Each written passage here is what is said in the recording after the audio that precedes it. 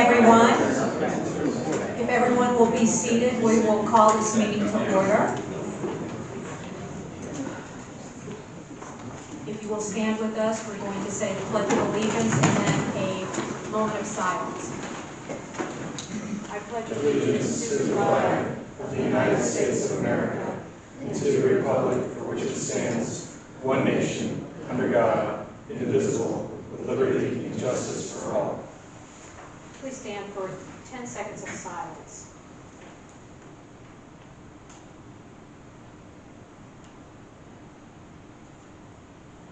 Thank you. You may be seated.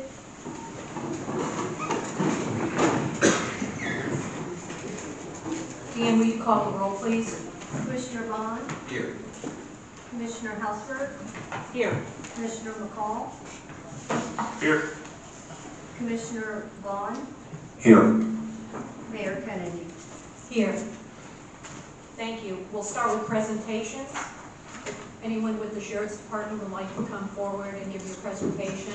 I would like to also tell everyone that the Sheriff is always here 15 minutes before the meeting if any of you would like to speak to him in private. Good evening, Board. So February was a pretty decent month. There were 935 events total. Top 3 calls for February were traffic stops, direct patrols, and illegally parked vehicles. There were a total of 12 individuals arrested, and mostly resulting from traffic violations. Does anyone have any questions for the Sheriff at this time? Hearing none, thank you for your report. Thank you, ma'am. Okay. Is anyone from the Fire Department here tonight? Seeing none, it is on file, and if anyone would like to see the Fire Department report, they can look on file.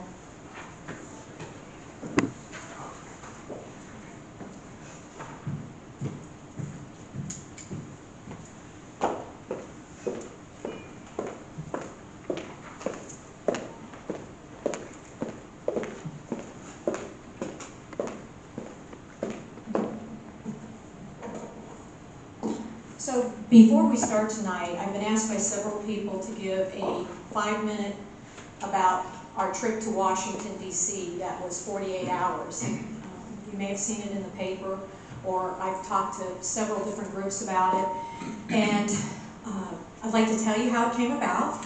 I was walking on the beach with Diane Flagg, who was one of our previous commissioners, and we were walking up by her home, which is near 26th. And in order to walk, we had to walk in between people because there was no room.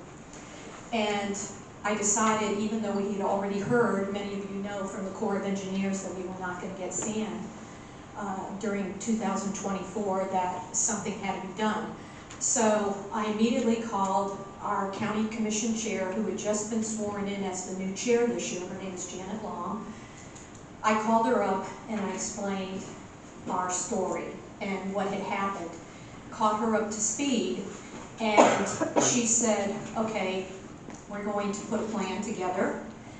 And she spoke to our county administrator, Barry Burton, and within 2 days, I was asked to come to a meeting which Greg Mims attended with me, and at that meeting was Kelly Levy. Many of you know her. She's the head of public works for the county, and she is also a scientist. And she has been very involved with us with the Red Tide. When we did the Red Tide Summit several years ago, Kelly was my liaison who helped us put that together in St. Pete.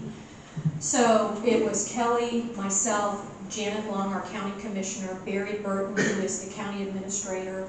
It was 2 of the assistants, one being Brian Lowack, who ended up going on the trip, and the lobbyist for Pinellas County, who was the chief of staff for Bill Young, Harry Glenn. We were all in the room speaking to Harry, and we came up with a plan, and the county administrator asked me to travel with the county group to Washington. The idea was that we were going to see both of our congresswomen, Anna Luna and also Kathy Castor, and that we anticipated that we wanted to see if we could get in to see the senior advisor to President Biden. Her name is Julie Chavez Rodriguez. And the meetings were put together. We went up on March 6th.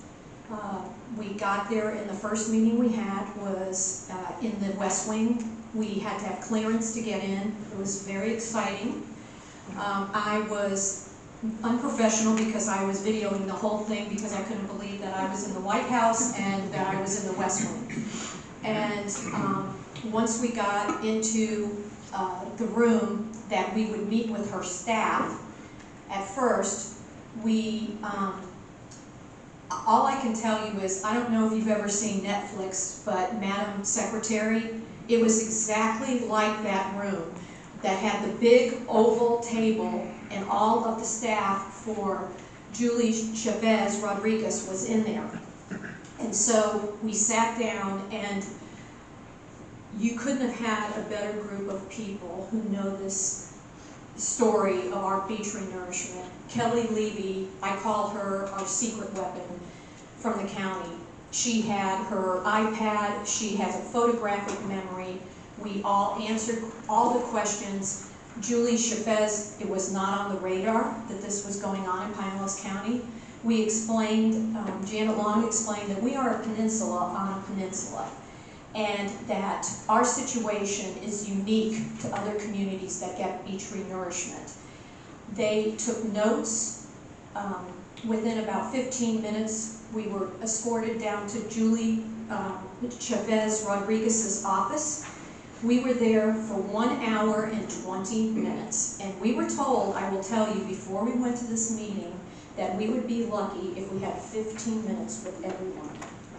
And she couldn't have been more warm, engaging, wanting to know the perimeters of what was going on.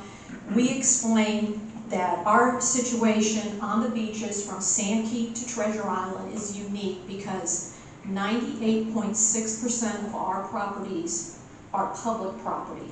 They are not private. And when what we found out, which we explained to Julie, was that when Hurricane Sandy happened in New Jersey, that caused the Corps of Engineers and their attorneys to put together a blanket rule that every beach renourishment project within the entire country had to have 100% easements. And Mrs. Rodriguez said to us, that sets you up to lose from the beginning, because as we've talked about, when do you get 100% of anything? And we told her that we do agree that if you're on private property that you should have an easement, and that any of our 1.4%, we will get those easements from them, or they won't get sand. So we had not left her office. It was about 4 hours, and she and her staff had already contacted Kelly Levy for added information and more questions that they had, so that they can present to the Corps of Engineers our plight in Pinellas County. And some of the things that we talked about, we had aerials, and how I can explain the aerials to you, it reminded me of a Monopoly game. So you know the little red houses and the little green houses in a Monopoly game. We had an 8x11 that showed the houses that had signed easements, which she did ask us, did we try to get easements? I said, yes, ma'am, we did. I've been in some of the condos talking to individuals that live there to try to get them to sign. And of course, Pinellas County has tried also to get as many people to sign as possible. So you would have on this 8x11, you would have greenhouses that had signed and red houses that hadn't. And then after that, you would see this natural vegetation. And as we were sitting there, what came to me was our previous mayor, R.B. Johnson, and many others had, for the last 25 years, been putting COs and creating that vegetation for our sea life, our turtles, the hundreds, as Janet Long said, our county commissioner, the hundreds of species of birds that come down here. And if we cannot even get into the docket until 2030, and if they don't find a different way to not make us have the easements, what's gonna happen to the millions of dollars that not only this municipality has spent, but all the other communities? This is state funding, there's grant funding that's been used for this natural vegetation, and is that all of that money to waste? And I think that that made an impact on her. We showed her after the vegetation where we actually do the bee tree nourishment, and we feel that they understood explicitly what our story is. After we left there, we had a meeting with Kathy Castor, who is our Tampa Congresswoman, and her staff must have come into the room at least 3 times, and she would just tell them to leave. She has a personal relationship with Janet Long, our county commissioner, and she told me that when she was young, her parents brought she and her brother, and they spent many weekends in Indian Rocks Beach, so she has a special relationship with Indian Rocks Beach from when she grew up. She told us that she would do everything in her power to help, and when you are working with your Congress people, we have Anna Luna now, so Anna will have to set the stage, and the 2 of them have promised us that they would work. Both Congressman Castor and Luna couldn't have been more engaging. Neither Anna Luna didn't want us to leave. We had to catch our plane to come home. She said that she had kind of an out-of-the-box idea that she wants to do, and it had to do with the sea turtles, because she said she is a huge proponent for the sea turtles. And she feels that because we have created this habitat for them, and they're an endangered species, that really they're protected. And so her idea is that the Corps of Engineers has to protect them.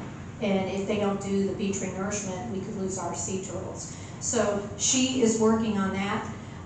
Deanne gave me a letter from her today that she has written to the Corps of Engineers. She did tell us that she has already reached out to the Corps of Engineers about our project, and she said, and I want to tell all of you here today that I have a tremendous respect that you were at the White House, because she said, I haven't at this moment been able to get the Corps of Engineers to even call me back. And so we feel that this is opened up again. You know, it was closed.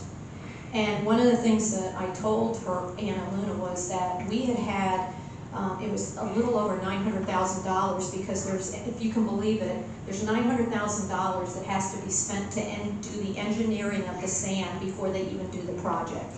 And it was in our coffers, but when we were told by the Corps that we were not going to get the sand, they yanked it and put it back in Washington. So she's well aware of that, that's one of the steps that'll have to take place. And I will tell you that when we were sitting in the airport on the way home, I said, did I make this up, or did this just really happen? That we had, because everything that was told to us before we went, it was totally the opposite. They all work together, they want to help our communities, and I'm hoping that we have something that comes from this.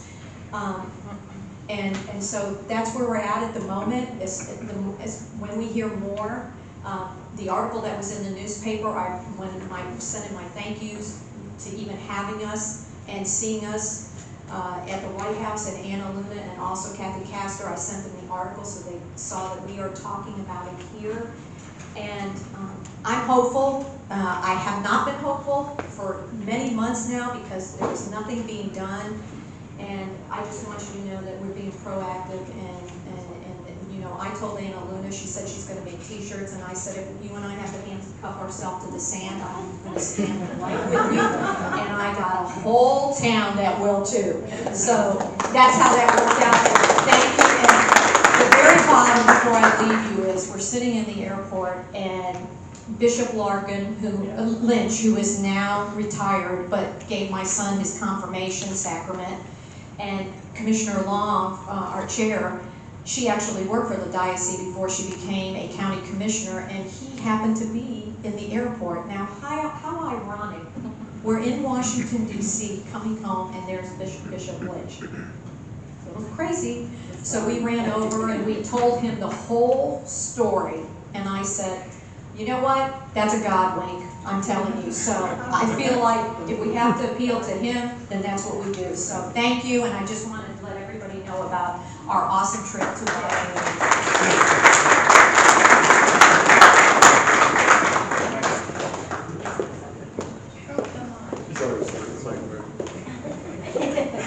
Well, I could have thrown it down.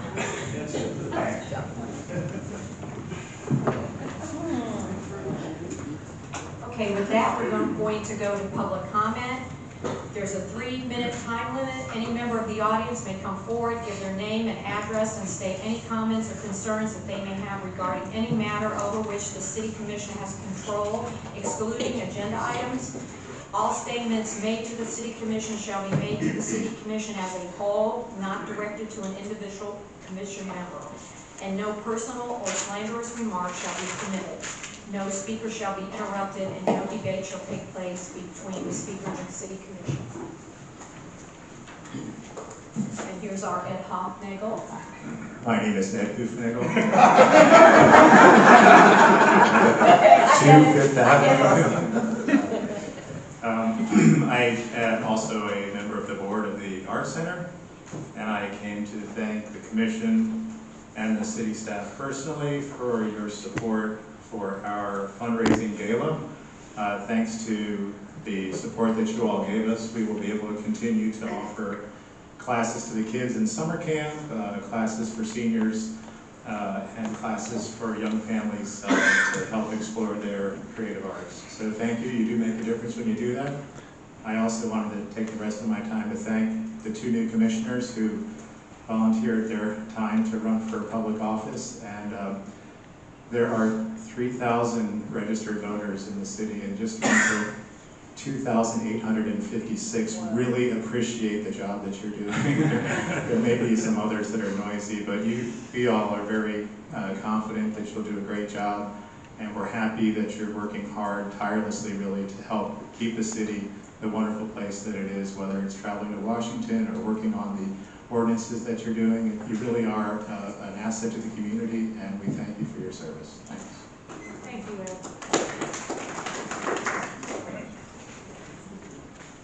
Hi, Diane. Hello.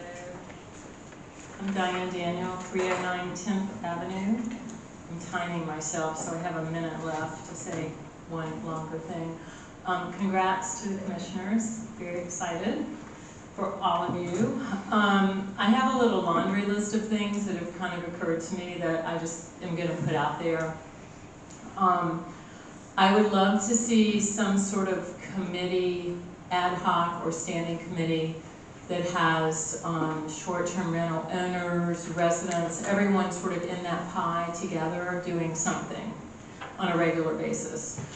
I recently learned a new topic that St. Pete has a beach manager. Now I know they're a big city and they have a lot of money, but I just thought it was interesting. So they have someone appointed to deal with everything at the beaches. I was reading about sheriff's volunteer patrol and Pinella Sheriffs, and wondering if that's something maybe we already utilize or could for issues like parking tickets and maybe dogs. I don't know if that part would be allowed, dogs on the beach. Treasure Island has a nonprofit group called Friends of the Beach, and they do a lot of cleanup type work. I know we have Greentown, they do some similar things. They hand out trash bags during spring break when people are out in big groups, and they said that was really effective. I would love to, okay, so let's see. I am doing the vacation donations where I'm encouraging reuse, repurposing, recycling, and also food donation. One of the, among short-term rentals, one of the things I would love to see, you know how we have the take a toy, leave a toy. I would love to see somewhere a bin that has chairs, umbrellas, and coolers that can be reused, because these are things that vacationers who fly in often buy, and then they get rid of. And there are a lot of styrofoam coolers that just get thrown away. New topic, I would love to see IRB recognize Gay Pride Month, which is June, especially with, let children know that it's okay to be gay. And finally, I'm just going to use my very little time left to say that I had a 2-hour food drive on Saturday at the Reef Club. I stationed myself between the elevators in the parking lot so that I would see the departing renters, short-term, well, anyway, vacationers. I, in 2 hours, collected 35 bags of food from only 12 people. These are just people on vacation, most of them were flying out. This food would have been thrown away. Maybe some of it would have gone to cleaners, but cleaners cannot possibly take as much food as gets put out. I took it to St. Jerome's. They allowed me to take perishable food. They usually don't. This was a wonderful thing to take that food, but it made me realize how much food every day is being thrown out in the short-term rental sector, and there's so much we can do, and so I hope to help encourage that, but it was very eye-opening. Thank you. Thank you. Anyone else who'd like to come up at this time?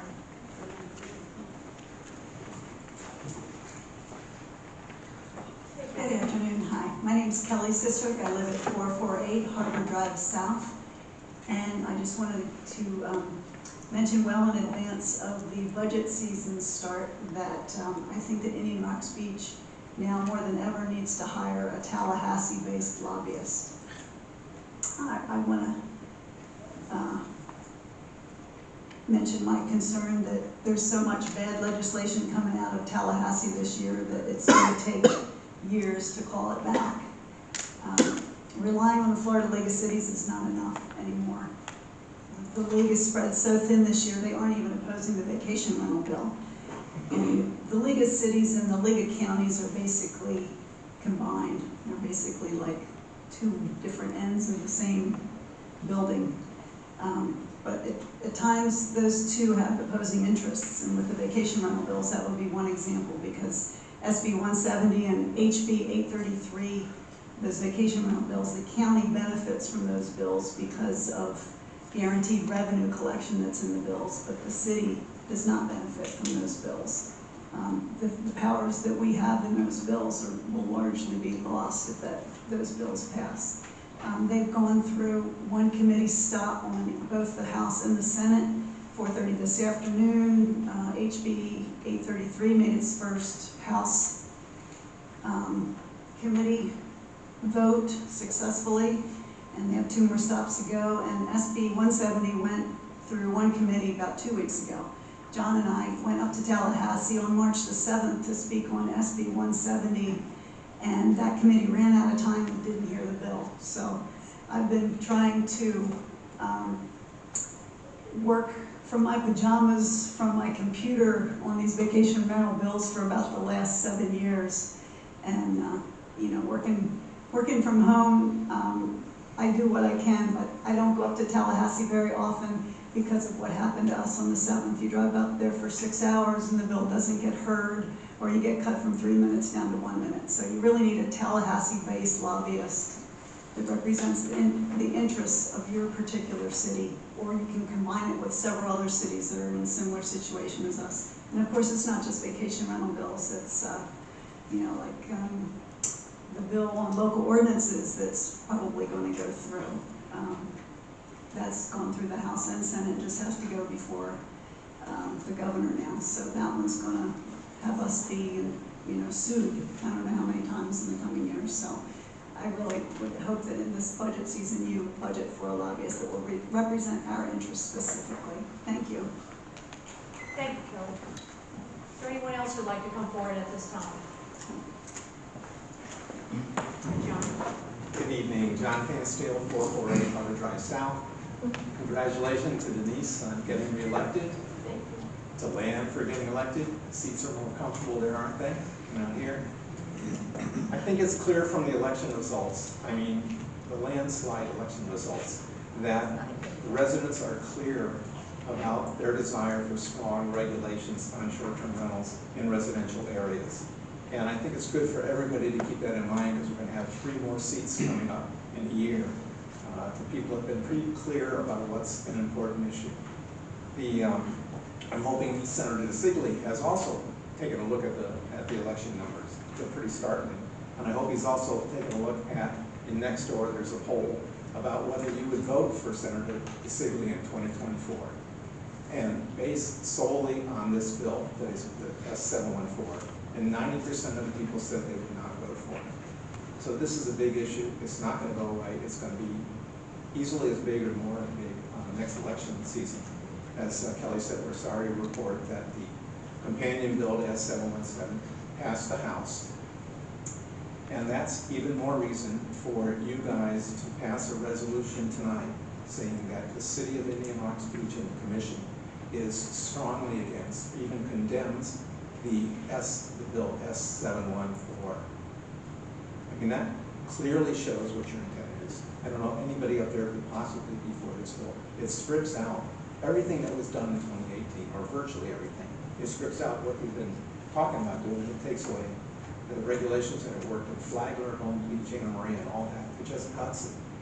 So I'm hoping tonight one of you will propose to make a resolution saying that the City of Indian Rocks Beach, or Commissioner, however you want to word it, is strongly against the bill 714.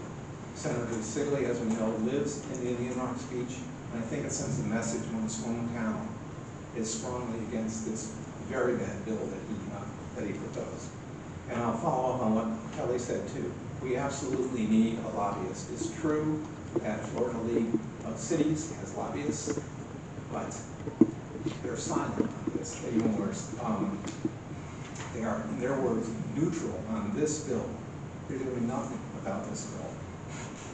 So we need local representatives. Other cities have hired lobbyists. They knew this a long time ago. We need people up there. There's been nobody up there through this. This bill might seem through, not seem through, it might come through like a freight train. So please consider that we desperately need a lobbyist. And we've got to be careful, as for instance, I learned the lobbyist in Pinellas County actually also works for, guess what, Airbnb and VRBO. So you've got to be curious about who you're hiring by divided interest.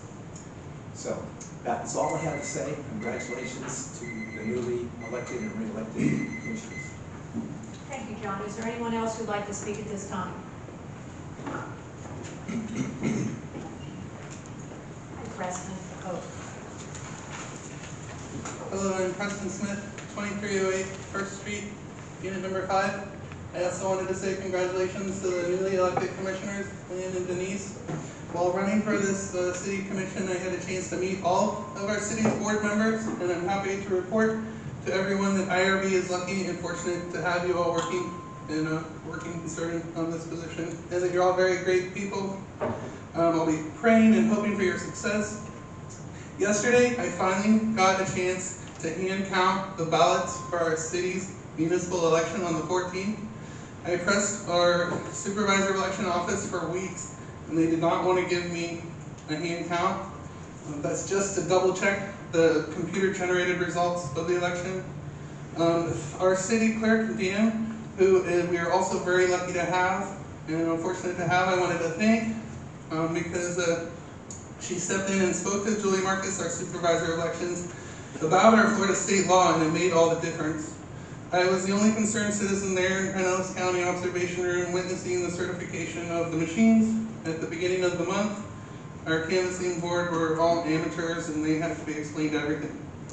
The supervisor of election will tell you and mislead you, don't worry, the machines are not connected to the internet, but I'm here blowing the whistle that the computers are online and able to be accessed remotely. This means they're vulnerable to hacking. I was employed by the supervisor of election office for months last year during the primary and midterm elections, so I had a lot of hands-on experience with the machines. Yesterday I had to pay a $68 fee for the hand count. It took me 1 hour and 15 minutes to tally the 1,110 ballots. And even though my count matches the official results, I have less faith in the computer tabulators now than when I started this request, because of how vehemently opposed our Deputy Supervisor of Election, Dustin Chase, was to a concerned citizen wanting to handcuff the ballots. He feels we should just trust the secret ES&S computer source code, trust public Verizon network to transmit the results, but after catching them selling our data and keeping our voter rolls so dirty with the ERIC system, we should not be trusting.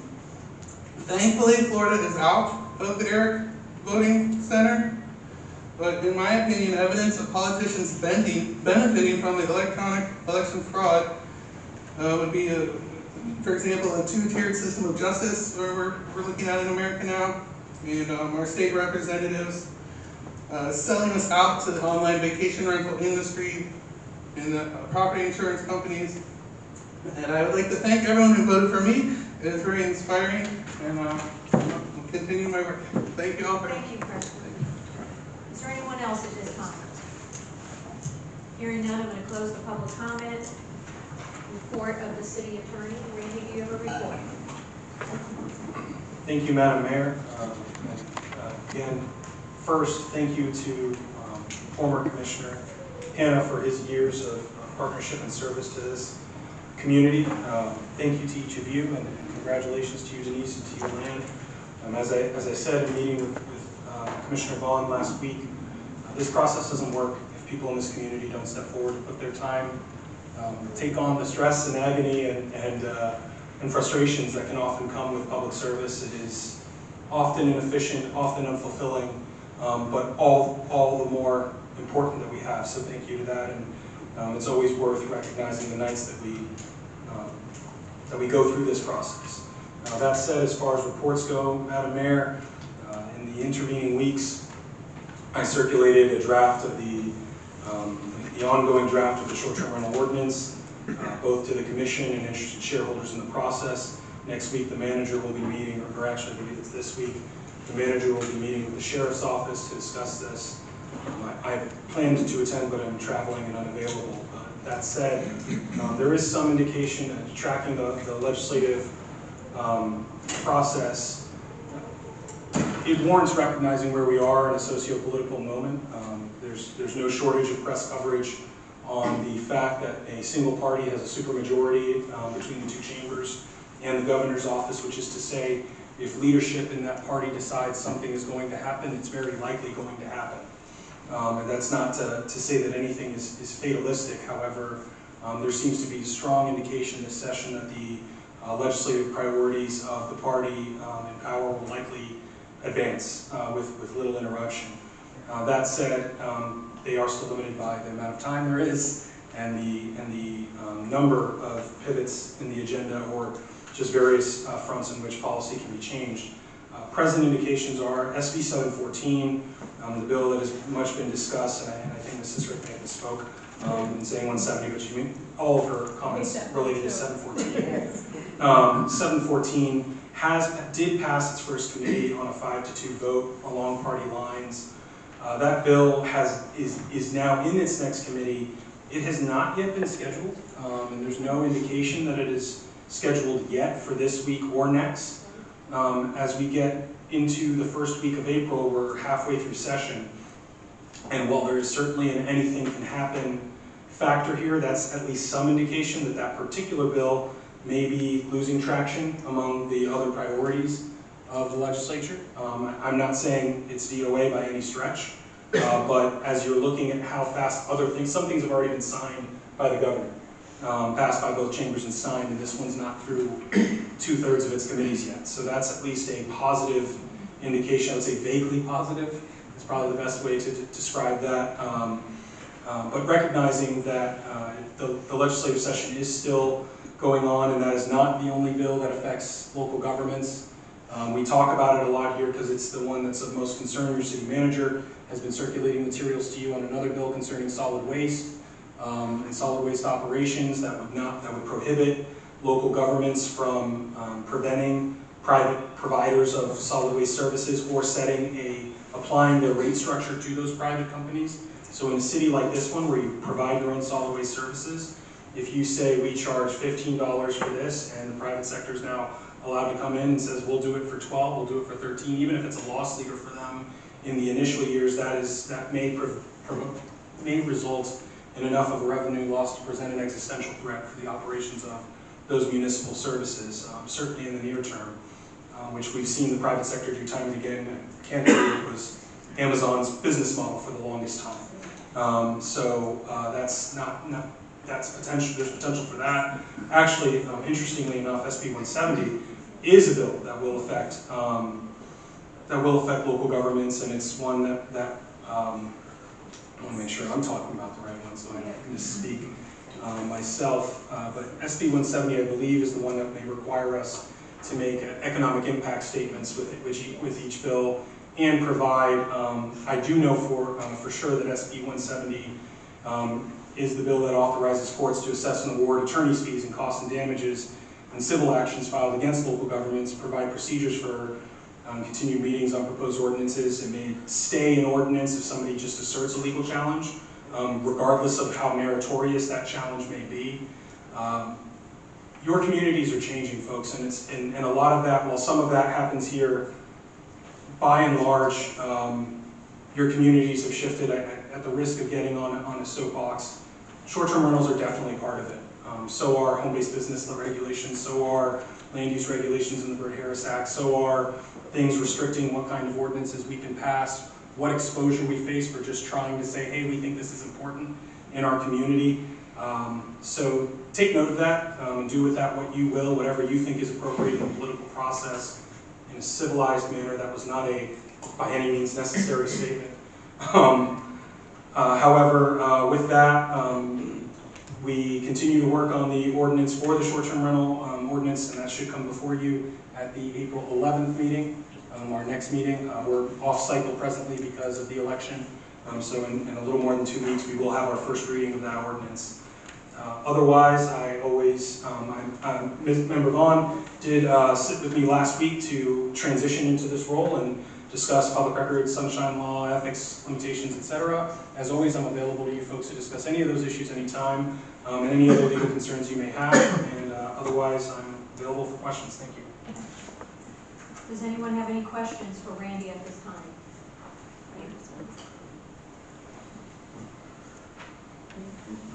Okay. Still learning protocol, please forgive me. In light of, okay, how about this?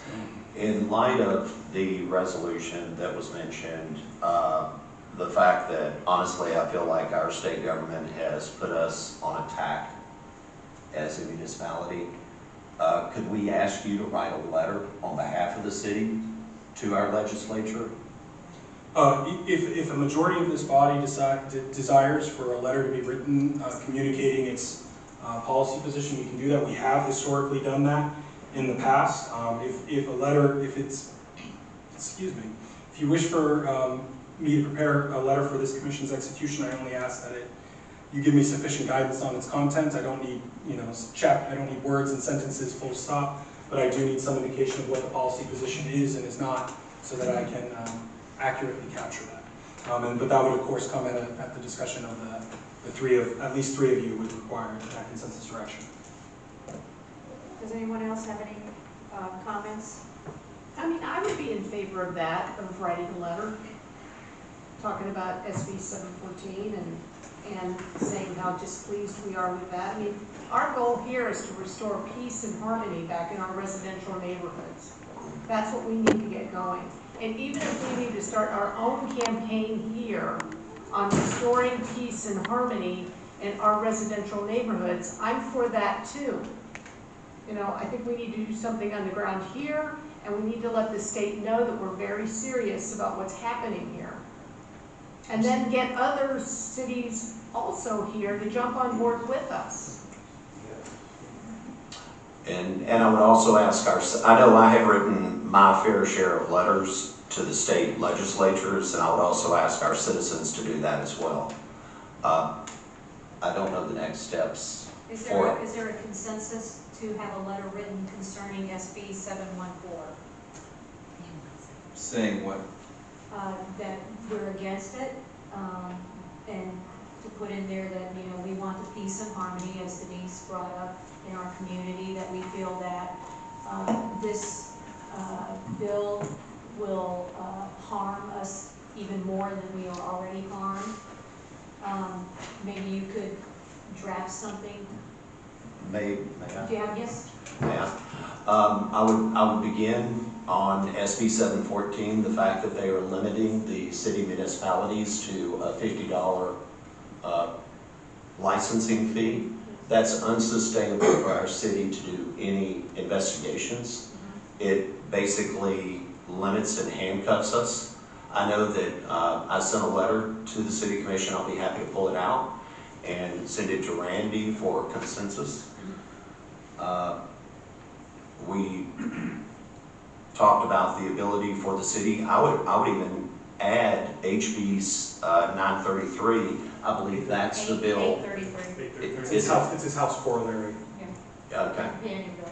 that's the HB 833 is the, Companion bill to 714 in the chamber, in the House chamber. okay. And I was referring to HB 933 that was, I believe, the trash.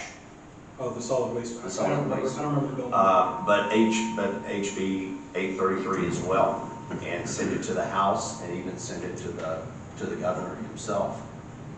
So I'm certainly hearing a consensus direction to draft and send correspondence to the legislature for review and execution by the commission concerning an opposition to SB 714, HB 833, and underscoring or emphasizing the desire and need to preserve the character of our residential communities while otherwise recognizing the tourism elements of the state of Florida. Is that a fair summary of, Yes. to the extent there is a consensus, is that a fair representation of the consensus? Yes. Thank you. Anyone else have any questions for Randy at this time? Hearing none, Randy, do you have anything else? No, thank you, Madam Mayor. Okay, with that, I'm going to go hand it over to Greg Mims, our city manager. Do you have your report? I do. Thank you. Good evening. Just a few things. I want to first congratulate employee for solid waste, the individual named Derek Lasik. He was just promoted to solid waste supervisor. We lost a long-term employee to the city of Tampa. When you have good people, this is enough to get lured away. We lost a supervisory level person at double the pay than what we were paying. We don't compete in that world. So I want to congratulate Derek on his promotion. The bill that was mentioned earlier, just briefly, the solid waste bill, that potentially is destructive to our solid waste operations. 50% of the revenue that we bring in from solid waste is from commercial accounts, and commercial includes what you would normally consider commercial, but also condominiums. It does not include residential properties, but potentially if that bill passed, and it seems like they're going to pass everything that's up there this year, most of it. If that passes, we're in trouble, because if your 50% of your revenue comes from that source, as Randy indicated, our concern is that they'll come in and undercut us, and then we'll be having discussions about what we're left with. So hopefully that is good for this. On a much brighter note, I want to congratulate Denise and Lane again for being elected. Look forward to continuing to work with Denise and helping move the city forward. I think there's a lot of positive things going on in our city. The third thing is March 1st, we did our 5th sculpture unveil at Pinellas County Beach Access. It was funded by the HOA. I'll publicly thank the HOA again. We're probably looking at 2 or 3 more locations, and that's the city's commitment to public art. Good news about 2 RFPs that we had requests for proposals that were out for a special magistrate and a new website. We had good responses on both RFPs, particularly on the special magistrate. Both items should be on the April agenda for y'all to ratify those. We're looking, particularly Randy and I's thoughts on special magistrate is we probably will ask the commission to designate 3 different attorneys or 3 different firms to be magistrate. That way, if we need to schedule a magistrate hearing, if one person can't come, we can go to another. So we'll always have the magistrate available.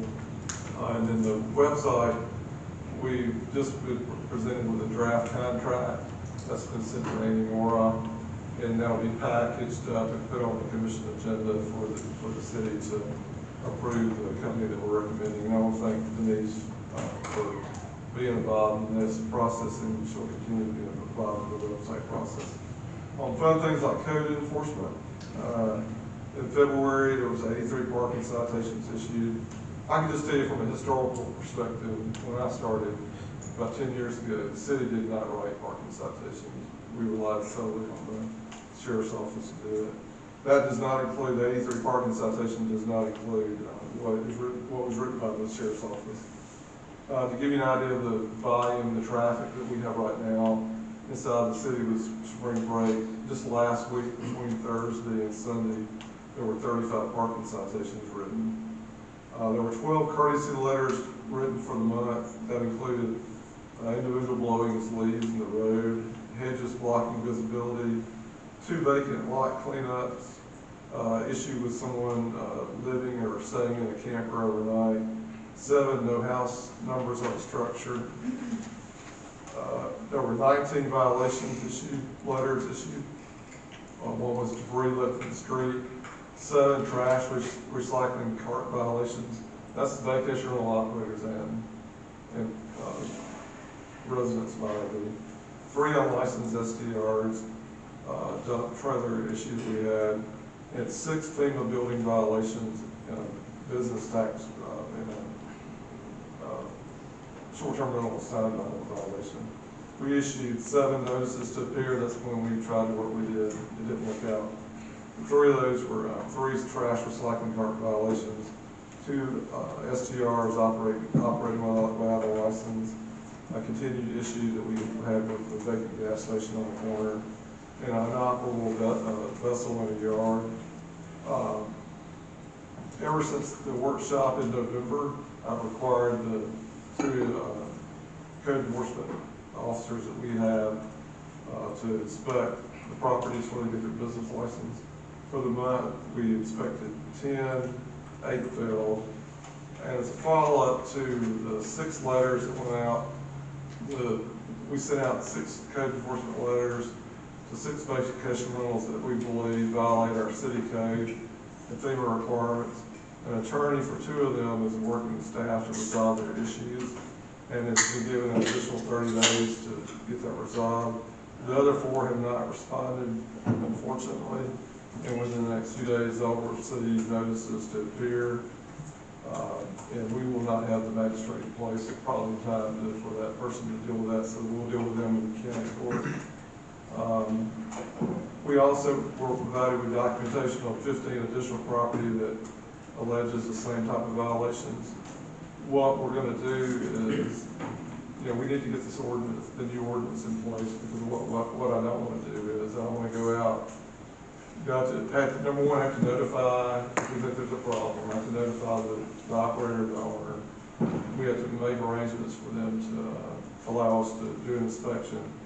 And what I want to do is I want to hold those until y'all pass the new ordinance, because when we have the new ordinance, there'll be a new list, a comprehensive list of requirements.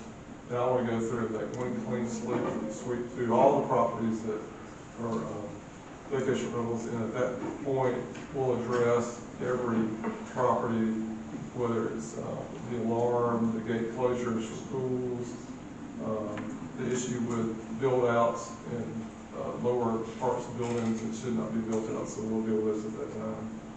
It's important to remember that when an inspector gives somebody a notice of violation or cites, they have to have first-hand knowledge of that. It's useful to, and we can use internet photos and data. In fact, we wind up with a host compliance company. In addition to our own inspectors, we'll supplement the record by what we pull through that company. But those are supplemental. On the host compliance project and the host compliance company for the benefit of the commission and the public, those are companies that seek out people that are operating vacation rentals. There's over 80 platforms that people can market their properties on now. These companies have the ability through software that they have to generate reports for us to make sure that when we get the new ordinance in place, particularly that, once people are given the time per the ordinance to register with us and do all the inspections and those kind of things, there'll be a way where we can follow up with this company and to make sure that we have all the people that rent short-term rental. And throughout the city, and the number varies from the different companies that we've talked to, that, you know, citywide, there's well over 1,000 vacation rentals, more closely in the 1,400, 1,500 range. And a lot of those are on the west side of the road, and that'll be another decision y'all make at the April meeting about what's in the ordinance and what's not. So one thing I've done with the host compliance company is I've paused the negotiations with them, because the fee that they would charge us to provide us with the information is going to be based on the area that's regulated by the ordinance. So, for example, if the ordinance stays the way it is today, and the CT is not included in it, the yearly fee that we pay the vacation rental, I mean, the host compliance company, is a lot less. So if we do the whole city, it's bigger. So just to not play the back and forth game with them, I know generally what the two would cost. Yeah, I'm going to wait till the commission about yours. One thing that'll be working and available, I don't know what's going on with microphones tonight. I think Cookie may have come in and adjusted the thing during one of her Meet the Mayor meetings, but we'll figure that out. One thing that'll be working at the next meeting, there's a large screen in front of Cookie's seat. There's a little box over here by Deanne, and this is a thing that'll sit up on the podium. It'll be a speaker timer that if you're doing 3 minutes or 5 minutes or whatever, it'll count you down and the lights go off. And if you run over time, there'll be awful things that'll happen to you after that. But that's been talked about for years. It was mentioned again, in fact, during one of our workshops, and it's ready to go. We got to do some training and get the thing set up, so we did get that done. It was mentioned earlier that Cookie and I have a meeting with the sheriff himself on Thursday. And the purpose of that meeting is to talk generally about law enforcement. And I can tell you with my access to the fire department and the sheriff's office 7 days a week, they do a good, both public sectors, safety groups do a great job for us. But we want to talk with the sheriff in detail about this pending ordinance. And then if certain things are added back to the ordinance, their willingness to actually help us enforce all those things. And it's also an opportunity for Cookie and I to stress with the sheriff things that we all talked about before and that's been referred to tonight. The things that are important to IRB residents. You know, there's different topics are important to different people in different cities. We know what our triggers are. We know the things that matter to our public. And this is the first time I've been in meetings with the sheriff and his management team's first chance. Cookie and I'll have to sit and talk one-on-one about IRB, what's going on, and as we move forward is the adoption of the ordinance. The importance of they're actively being involved and being engaged in enforcing what you adopt, because legally there's limits to what a code enforcement officer can do. I think I mentioned before, a code enforcement officer, for example, cannot go up to Joe McCall and say, Joe, you're doing whatever illegal on the beach, I need to see your driver's license, I give you a citation. Joe can look at a code enforcement officer and say, like, I'm not giving you my ID. So the key to enforcement on a lot of different issues is our relationship in the back of the sheriff's office, and that's what that's about. I do want to clarify a couple things. The bill that's being proposed by our local senator, I've been actively working with one of the lobbyists with the league. She's had 4 meetings with him now. I received an email that I'll roll it over to y'all, I think yesterday or today. She's made some headway with him on changing some of the things that he had in there. It's probably not the politically correct statement to make, but as Randy and I were talking the other day about all these bills, you have to work within the political reality of particularly Tallahassee, and you get what you can, and things like caps on fees, a 15-day turnaround on approval of a vacation rental. That's things they're having direct talks with him about. And the best case scenario, as Randy mentioned or indicated, is that the clock will run out and we'll active work going on through the league to distinctly about the bill. But, you know, one last comment I'll make and I'll stop. But I think all these things are important is that, you know, I worked in 2 other states before I came to Florida. And my degrees in city planning and planners, you know, Florida was always admired as the home rule state. And by home rule, you know, local governments actually have the ability to make their city what they want it to be. And it's really disturbing, discouraging to see what continues to happen because there's always an angle behind a bill, the bill that was passed.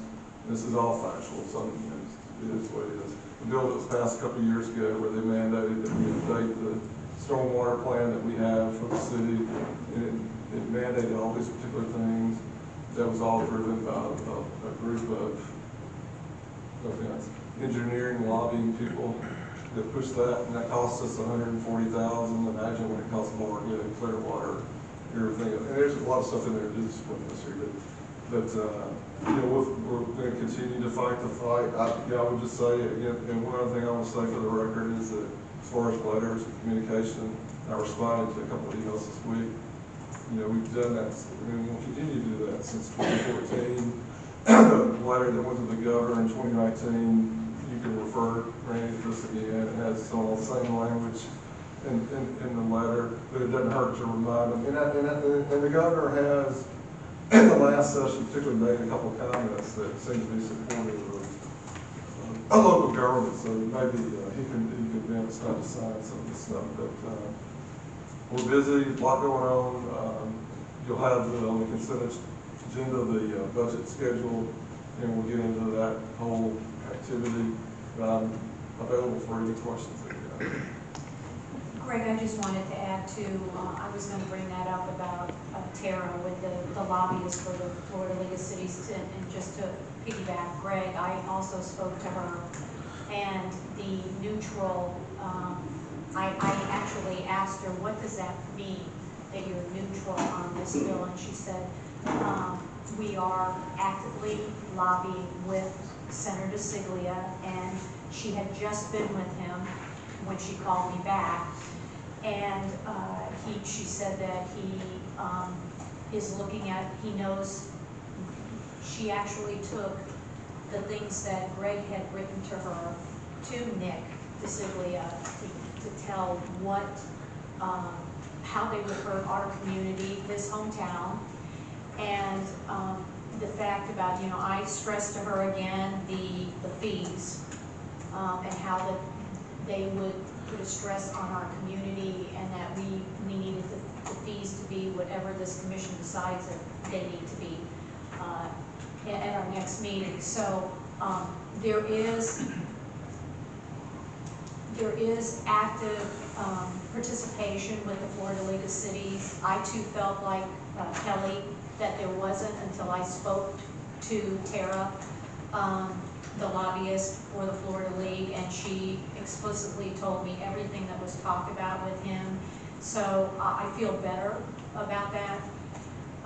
One of the things that I want to say in my experience is that a lot of this is about creating relationships, and we have a very good relationship with Casey Cook, and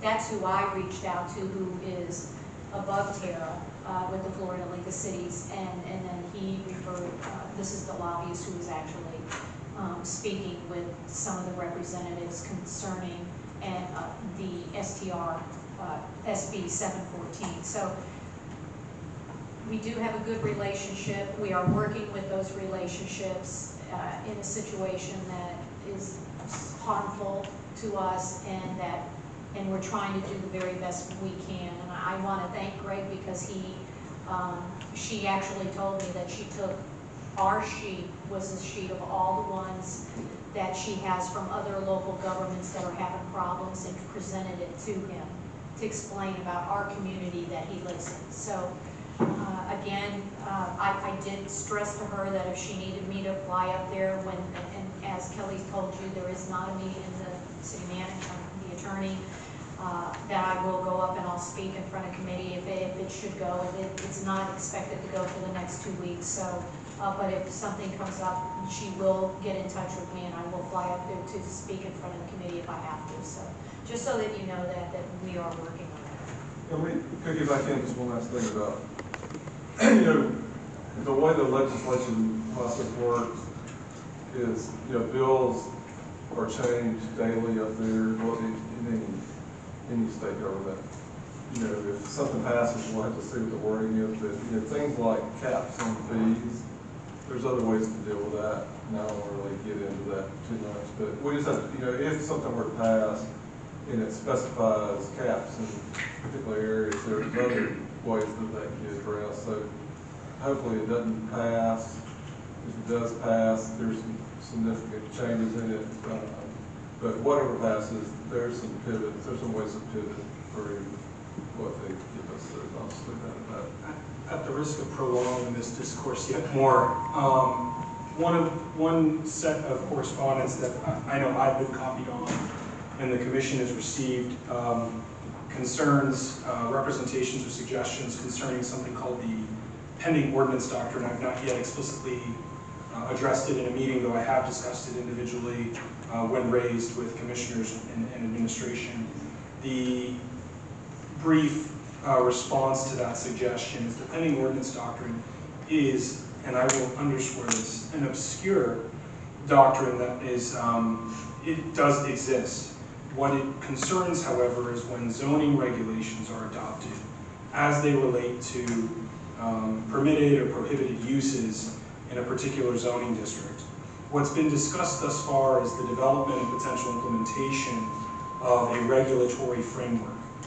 We are not adopting any zoning ordinances as they relate to short-term rentals, and again, that is because we cannot regulate this through zoning.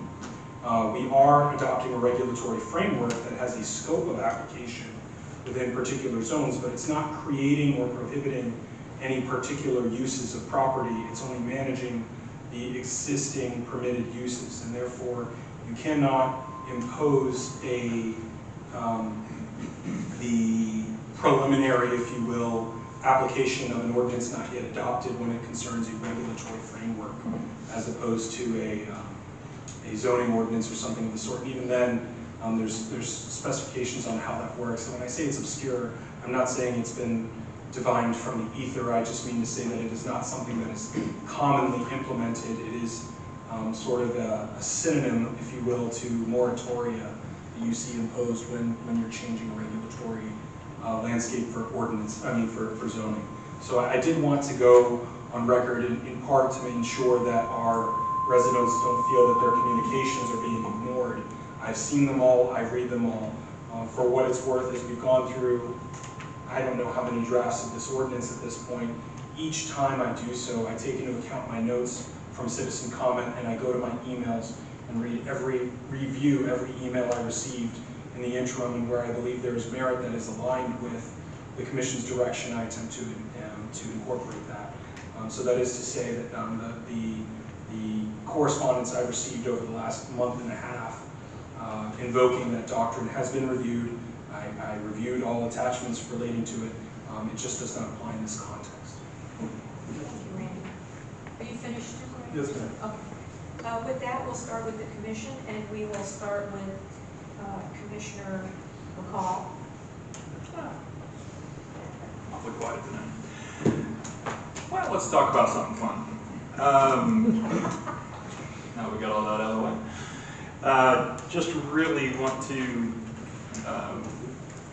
announce, if you haven't heard, one of my favorite events we have here in Indian Rocks Beach. We always speak of community and family and what that means to us all.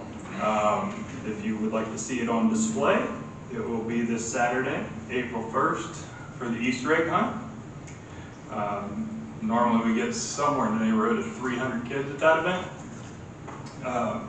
which is a fantastic time. But would like to shout out for the City of Indian Rocks Beach for obviously sponsoring that, along with the Homeowners Association. This has to be 12, 15 years, I think we've been doing this. along with our sponsor, because nothing happens without funding, of Century 21 Beggins. They've been our sponsor for many, many years. And we do have a much better bunny outfit, and we don't scare the children anymore. The last one was a little odd. But other than that, like I say, great community event. Registration is from at 8:30.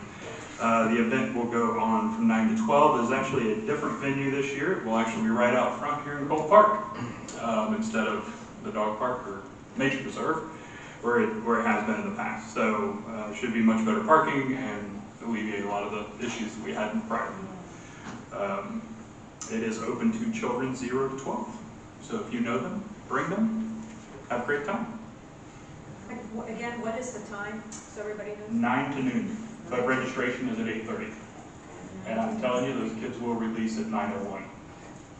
It's a free-for-all. Just stay out of the way of the kids, maybe the parents, but always a great time. And we need more volunteers for that event, so if you'd like to sign up, I think they put out an email and the link is it on the IRBhome.com as well as the IRB Home Facebook page. And I know my other fellow city commissioners will be out there hiding eggs with me at 8 a.m. on Saturday morning, won't you? Yeah, absolutely. Okay, see how that worked? Yeah, that's great. Oh, I also wanted to let you know that I ran into Glenn, the gentleman that owns Cocoa Crush. And he was making those Cocoa Crush drinks at the ballpark on Saturday, and I tried one, and they are delicious. They come in grapefruit or orange, and they're just amazingly refreshing. And I asked Glenn, like, when is it gonna open, buddy? You know, because I think he promised us April and then May. Like, it's no sign. And he said he is waiting for an electric panel to come in, and he doesn't have a date yet. And then, of course, then you start with the installation and the inspections of that. So it's gonna be a little bit yet. Oh, and thank you for electing me. Lane? Thank you for the letter and the support. I think that will go a long way. Thank you for electing me as well. I'm looking forward to serving each and every one of you. And opening up, thank you Randy and Greg for the crash course. I do appreciate it, and I look forward to working everybody in the city and our fellow commissioners. Thank you. Nothing to add? And Mayor Commissioner. You're all good tonight? I'm good. No, congratulations to Denise and Lance. Thanks, Jude. Yeah, you got it, Denise.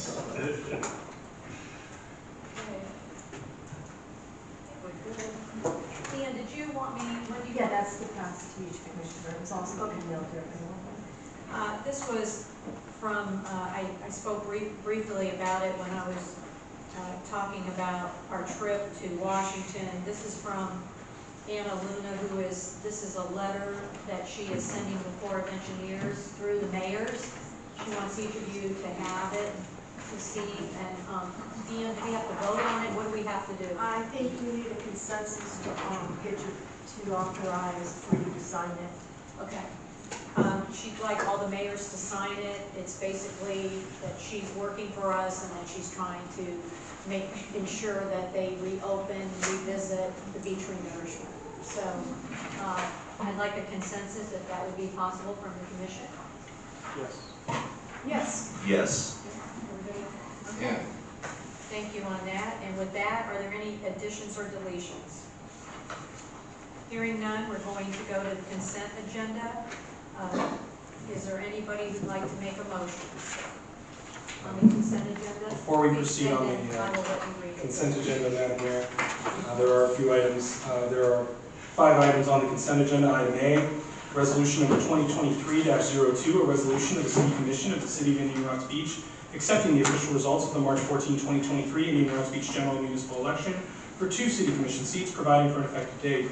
Item B, approval of the February 15, 2023 regular city commission meeting minutes. Item C, setting the dates for the city commission budget work sessions and public hearings for fiscal year 2023-2024, operating budget and capital improvements budget. Item D, approval of the January 24, 2023 city commission work session meeting minutes. And item E, a proclamation for National Public Works Week from May 21st to May 27th of 2023. These are the 5 items on the consent agenda, Madam Mayor. Thank you, sir. Is there anyone now who'd like to make a motion? I'll make a motion to approve the consent agenda. And is there a second? I'll second. All in favor? All in favor? Aye. Thank you very much. We're going to move on to 6A now, which is a public hearing. It is a BOA case, number 2023-02, 608 Gulf Boulevard. Randy, would you read?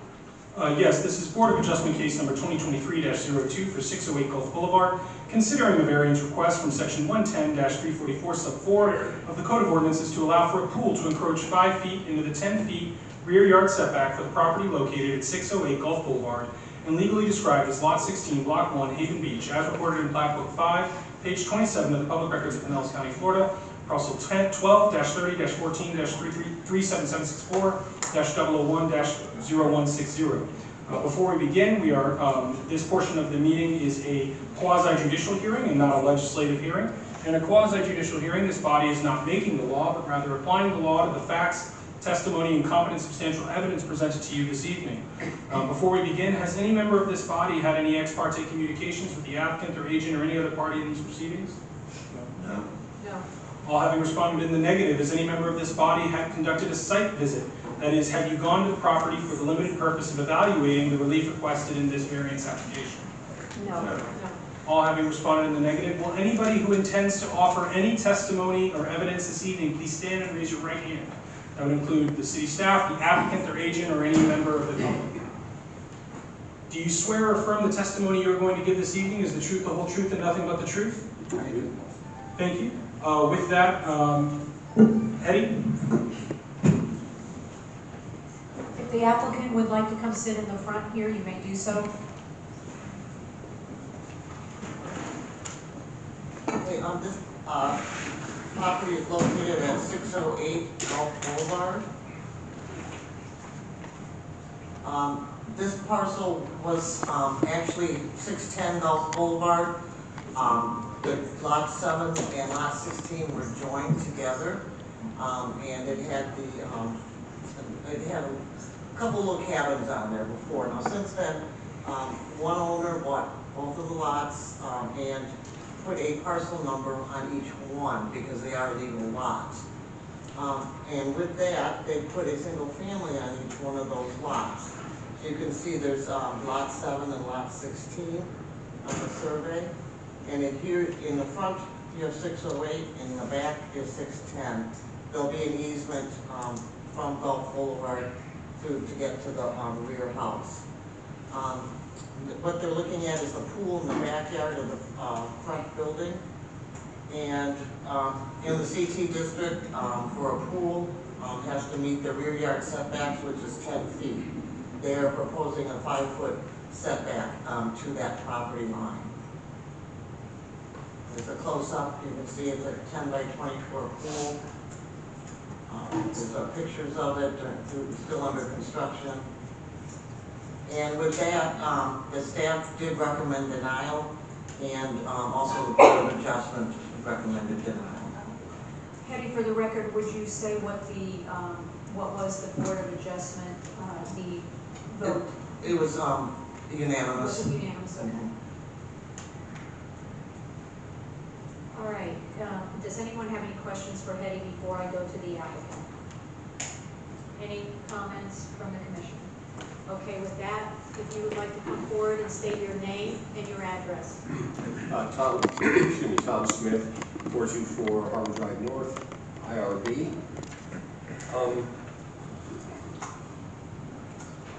Eddie, can you put up the one that's got the red line, the property line? There, that one, please. First of all, just a quick history on this. I think the variance board did not look at this at all. There were 4 older houses on this site, very crowded site. It had 2 pools on it. Then the Gontramans bought this, the same owner for both parcels. Mistakenly, they split them. There were two lots in the same ownership, just so they could get homestead. Makes legal sense. Well, then all of a sudden, the setback thing became a problem. Of note, with all the talk about rentals, understand that this is CT, this is the other side of the street. This has nothing to do with residential, this is strictly on the other side. The Gontermans have the two lots there, and the red line that I wanted Hetty to show up there, that's going to be a white PVC fence, no matter what. So between where the word pool that I wrote and the red line, it doesn't matter necessarily what the setback is. Makes no difference whatsoever. It's owned both by them.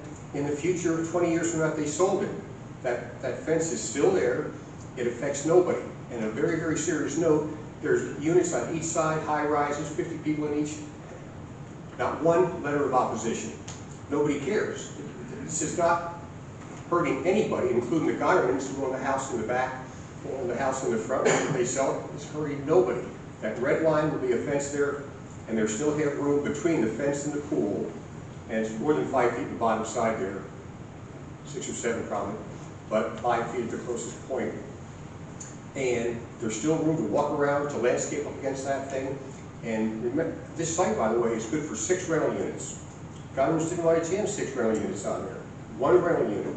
The house on back on 16 is going to be theirs to live in, and they're going to have just 1 rental up front, which obviously has to have a pool. So again, CT zoning, same owner on both lots. It seems to me, I've done this for 52 years, talk commissions and stuff, it seems to me it's a slam dunk. Nobody's talked against it, it's all their property. It's just a matter of inside the fence of the front property, moving it up a little bit more, because a 10-foot pool is too darn small to begin with. 5-foot pool is unusable, you can't do that. So we have to have at least a 10-foot minimum. All the pools we build on the builder probably do 14-foot wide. It's only going to be 10-foot wide. But again, it affects nobody whatsoever. I think the variance board made a mistake not looking at the facts of this thing, not wanting to visit the site beforehand, which they should have anyway, but they didn't. Open for any questions. Are there any questions before Hetty, do you want to say anything before I go to any questions from the commission at this time? Joe? Yeah, I do. So, who put the property line there? I'm sorry? Who put the property line there? No, it was there. The lot in front was legally lot 7, the lot in the back was lot 16, the red line, I drew the red line, but that was a legal lot beforehand, and we subdivided it for 2 tax parcels only so they can get homestead exemption on their own house. That's the only reason. It had nothing, and if we didn't do that, the pool would have gone there just the way it is now. The way we're asking for it. So it's strictly a matter of legality. Not any neighbors, no fighting whatsoever, nobody arguing it. It's just a matter so they can homestead the back piece and have 1 rental unit, not the 6 that they're allowed to have on that site. They're not jamming this site.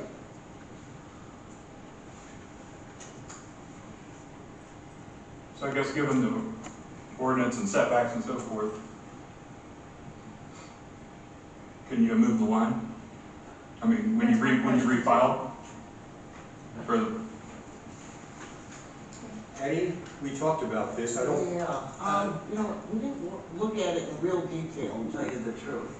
And we need 5208, got 5,000 in the front, which is a legal platted lot. Right. And then the back is what, 115 by? Yeah, it's a little bit bigger. It's a little bit bigger. Yeah. I think we looked at it a little bit. But We did. I mean, it was, just so you understand, it was 1 parcel number.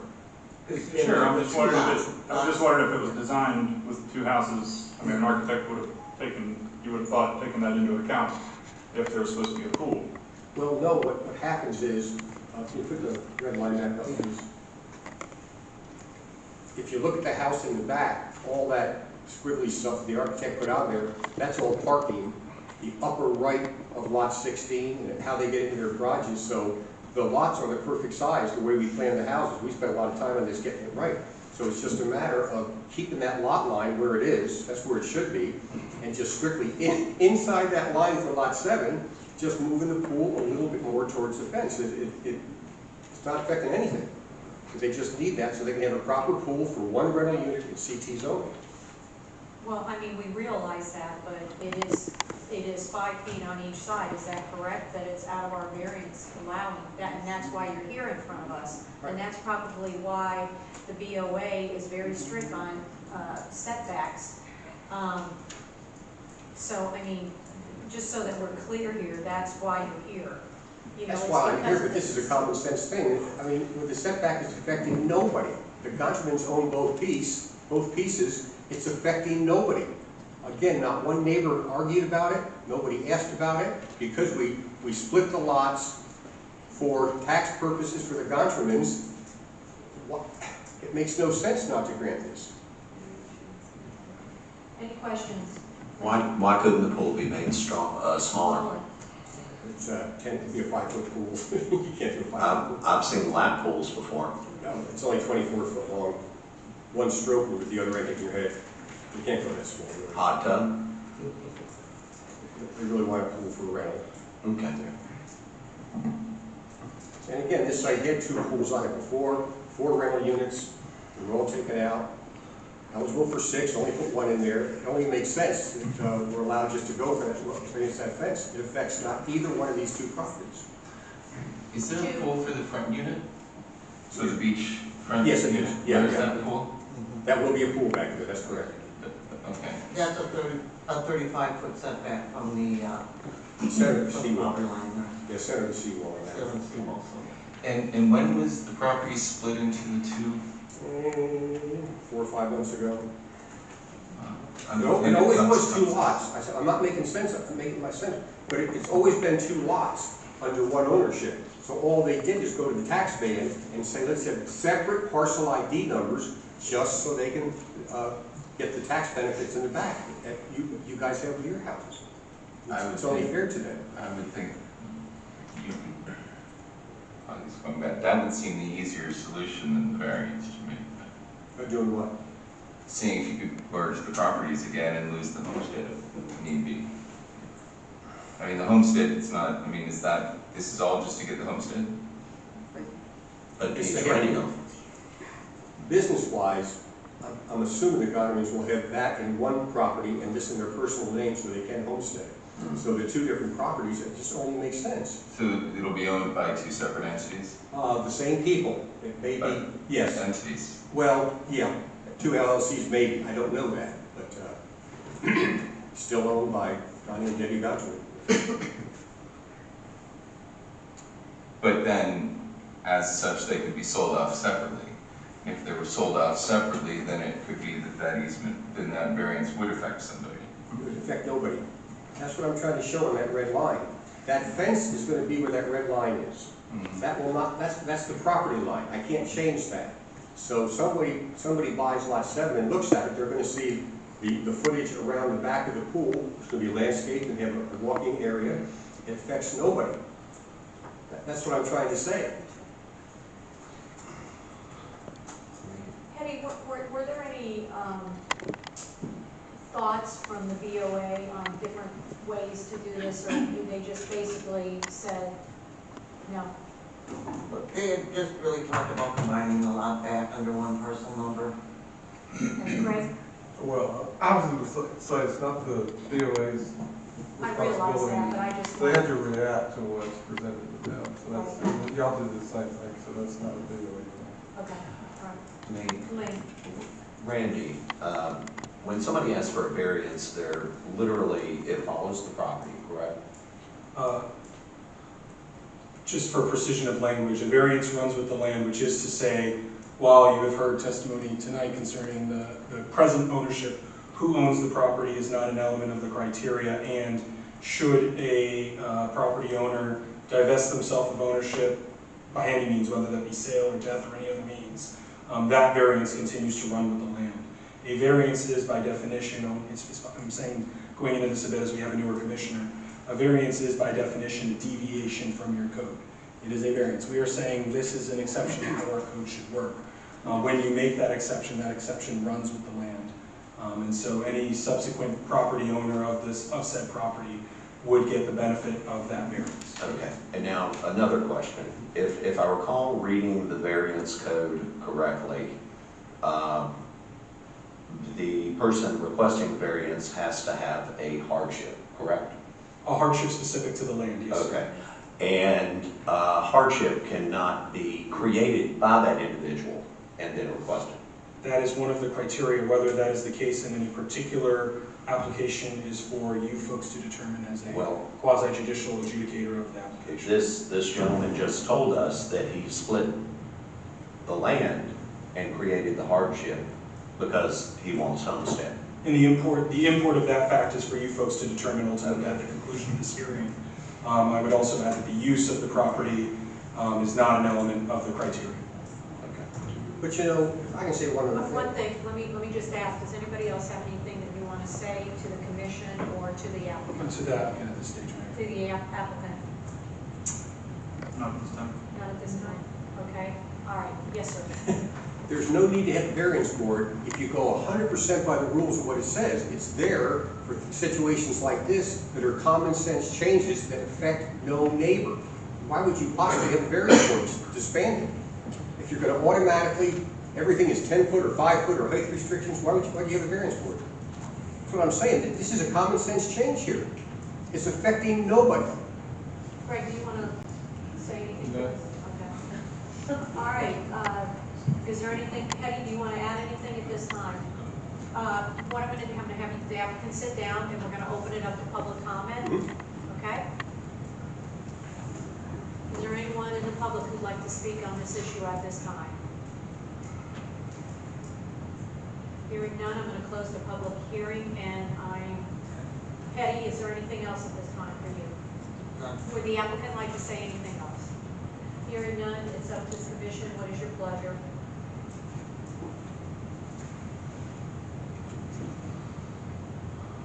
At this stage, so customarily, just because it is the first variance hearing that you're on, Commissioner Vaughn, at this stage, the commission would articulate any findings it has made, ask and debate the measure if there's any debate or discussion to be had, and ultimately we would seek a motion either to approve or deny the relief requested. And again, that is in your, that is entirely up to you folks as the adjudicators. How did we get this far along before realizing this was going to be a problem? You can answer, you can respond to that. If he's asking you, sir. Yeah, I didn't know there was a 10-foot setback on that lot line there. Why there would be, I don't know. 10-foot setback on something as tight as that lot doesn't make sense, but that's what the county, what the city code calls for, so it's there. 5 foot works. It works for the pool, it works for landscaping. It affects nobody in a negative way. You went, it's a new building, correct? It's a new Under construction now. Okay. Yeah. And you went to planning and your architect planned this, submitted the plans, and you knew the setbacks coming in when you were building the building, correct? For the buildings, yes. Okay. At that time, the lots weren't split. So you are saying you created the hardship on yourself, which requires you to meet in front of us. Fine. Okay. You want to say it that way? Joe? I'm honestly following the same lines plan. I mean, there's no pie-shaped lot. There's no, you know, the hardship was created. If you read the hardship, it's because they want to build, right? There's not a different way to build this, right? It's a desire, and so in my opinion, I don't see the hardship. You can have a motion to approve or a motion to deny, or we can do nothing. Those are the three choices. I'll make a motion to approve. There's a motion on the floor to approve the relief requested. Is there a second?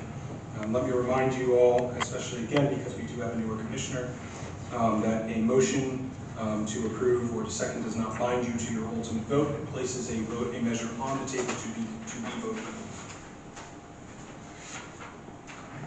So there's a motion on the floor to approve. Is there a second? Is there a second? No second. Okay, so, Is there any other motion? on the floor? yes, is there any other motion to be made tonight? on I'd this? like to make a motion to deny. Is there a motion to deny second? I'll second. There's, Okay, is there, with that, is there any other comments the maker would like to make to the motion? I think I've said my piece. Okay, and how about Joe? Also, Okay, with that, Deanne, would you please call the roll? Madam Clerk, before you call the roll, I just wish to make it very clear to the commission that the motion made is a motion to deny the relief requested. In the context where a motion is made in the negative, I like to pause for a moment and remind all of you that a aye or yes vote is a vote to deny the relief requested. So a yes is yes, a vote against the relief requested. A vote no is being against. Okay. This is why we typically move in the affirmative, but it doesn't, there's nothing that prohibits you from moving in the negative. I just want to make clear for you while you're voting, an aye vote is against the is in favor of the motion on the floor, which is against the relief requested. With that, Madam Clerk. Commissioner Bond, No. Commissioner Houseberg, No. Commissioner McCall, yes. Commissioner Vaughn, Yes means no. Correct. Okay. Yes. Mayor Commissioner Kennedy. I vote yes. By your vote of 3-2, the variance requested has failed, and that concludes the hearing on Board of Adjustment case number 2023-02. 7A, other legislative matters, resolution number 2023-03. Randy, would you please read the resolution? So this is a resolution of the City Commission of the City of Indian Rocks Beach, Florida, appointing a member of the City Commission to serve as Vice Mayor Commissioner and providing for an effective date. This is a reading of Resolution 2023-03 by title only. Deanne, I'm going to turn this over to you for the vice mayor. Normally, we go in a rotation. Who would be the next person that would be up? And then I'll let the commission discuss that. In the packet, I put the little sheet in, and it looks like the next person, looks like the next person would be Commissioner Vaughn. Okay. Commissioner Bond is up to be our next vice mayor. It is, we can have a discussion about it, or we can have a motion. What would you prefer? Let's have a really long discussion.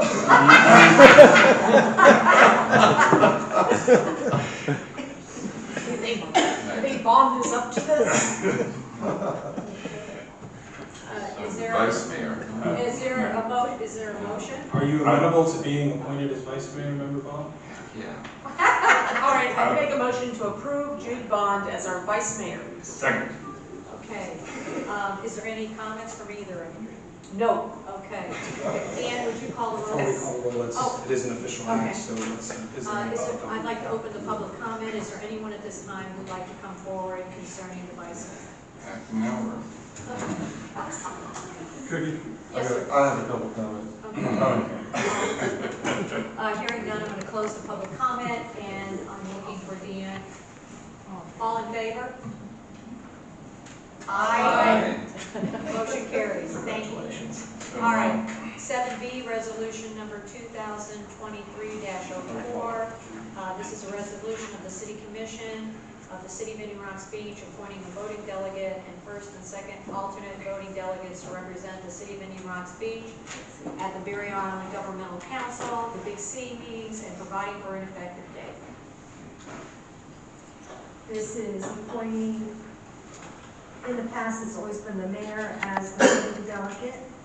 And last year, we had Commissioner McCall as first alternate and Vice Mayor Vaughn as second alternate. Do you want to keep the same, or do you want to mix it up, or what do y'all want It's to up to do? you. Up to you. I nominate Cookie for the voting one. I second. And who would like to be the first and the second? I think Joe's doing a great job as first. Who would like to be the second? I think Denise is the most senior. Yeah. You gonna start off? Oh my God, let's see, here it comes. All right, so you've got your group there. Well, before we do Shall I go that, out to the audience? Okay. let's go to the I'd audience. like to open the public comment. Is there anyone in the audience who'd like to speak about the representatives for the Barrier Island Governmental Council? Hearing none, I'll close the public comment. Looking for a motion. Is this all in favor? No, I need a motion Oh. first. I'll make the motion. What is your motion? That Cookie is number 1, Joe is number 2, and Denise is number 3. Is there a second to the motion on the floor? I'll second that motion. There's a motion and a second. All in favor? Aye. Motion carries. Thank you. There'll be a couple of other items that will come up that have to do with Fort Pinellas next month.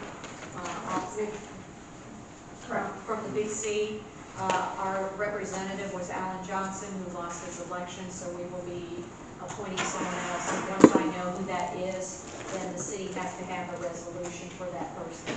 So with that, we do not have any work session items for discussion.